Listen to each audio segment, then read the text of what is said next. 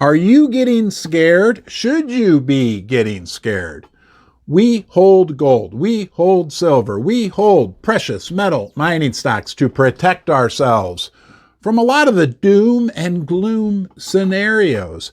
And we don't want those scenarios to come true.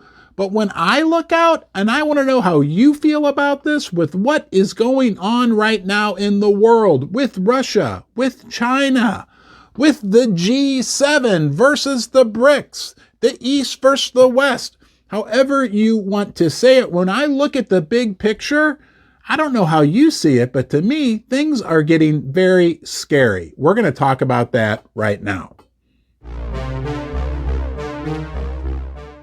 Are you starting to feel like it's becoming an us versus them world? Last week, we got news that the president of China traveled to Russia. They rolled out the red carpet. There was all this super media attention. The Chinese government was touting how successful the talks were. The comment was made that the talks were substantive and frank. They said the Chinese president, when he was leaving, said, we're working through a period of change like we haven't seen in 100 years, and we are taking the lead. And here's my question for you. Am I missing something? How come there are no official big state visits to Washington? I mean, is nobody coming to visit with Joe Biden? It seems like over there, these presidents, these leaders are all getting together, working together. And in the United States, I don't remember the last time we had a major head of state from a foreign country come visit, except for maybe that Zelensky guy from Ukraine. I'm the lucky one. You, yes, you decided to join me here in the basement today. I honor the fact that you're giving me right now, from somewhere in the world, some of your time. I hope you feel welcome here. I hope you come back. Please consider subscribing. It's free. Now let's get back to the video. Does it feel like to you that they're developing a common enemy, and that enemy is the United States? Hey, look, I live here. I don't like it. I like to be friends. I love being friends with my neighbors, friends with my coworkers, friends with my family. I'm into friendship. It feels good. I bet you're that same way too. There's nothing like being good friends with your neighbors, for instance.